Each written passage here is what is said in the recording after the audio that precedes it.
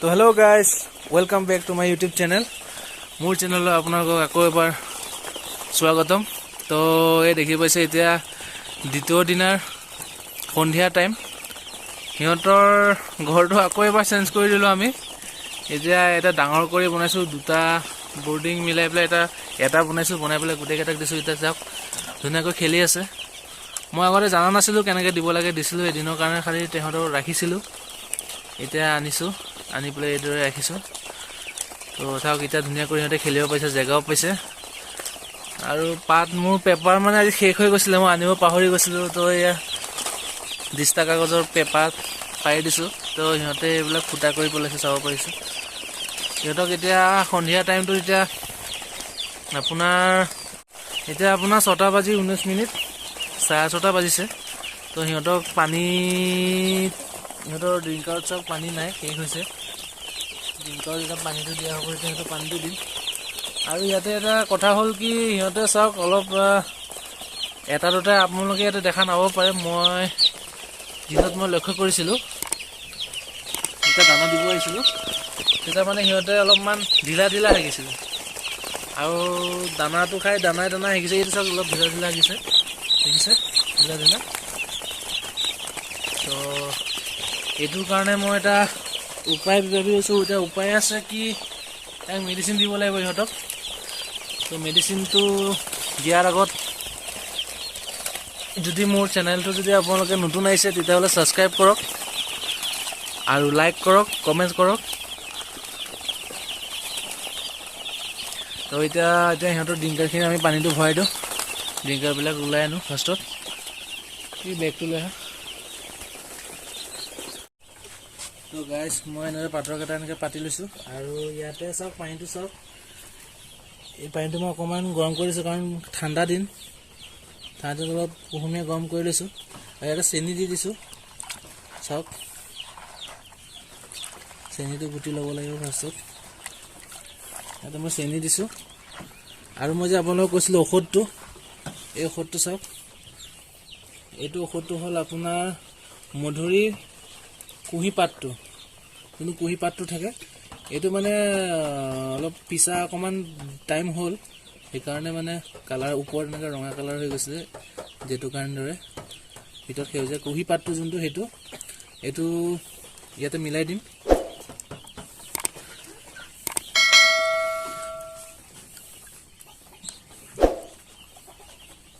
মধুৰিআমৰ এই কুঁহিপাতটো, এইটো আপুনি চবকে খুৱাব পাৰে।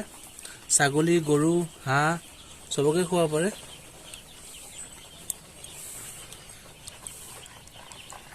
আৰু মানুহেও খাব পাৰে। এইটো মই ইহঁতক দিম। দিয়াৰ পিছত দিলে সিহঁতে অলপ পানীটো মিঠা পায়, তো খাই ভাল পায়, অলপ সোৱাদ পায়, ভাল পায়। সেইকাৰণে এতিয়া সিহঁতক অলপমান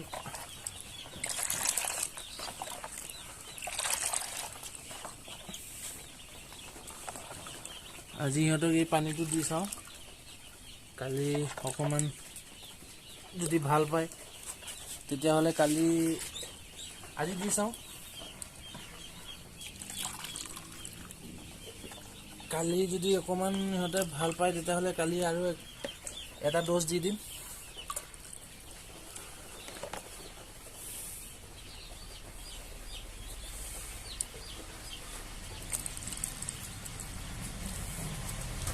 চাওক, মই গোটেইকেইটা ফুল কৰি দিছোঁ।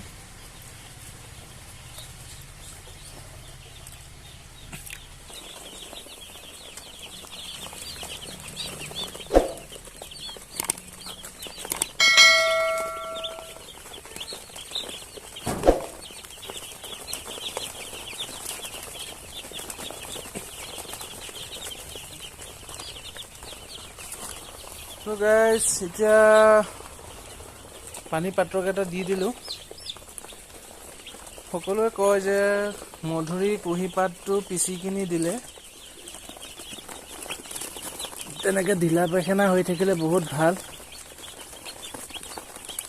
মানুহৰ ক্ষেত্ৰতে নহয়, পশু পক্ষী চবৰ ক্ষেত্ৰতে ভাল। সেইবাবে এইটো দিলোঁ। কালি চাওঁ ইয়াৰ পৰিণামটো কি ওলায়। তো মোৰ এতিয়া সন্ধিয়াৰ ভিডিঅ' বনোৱাৰ মোৰ মতলব নাছিল, কাৰণ সন্ধিয়া সময়টো গোটেই দিনটো মই বিজিয়ে হৈ থাকোঁ।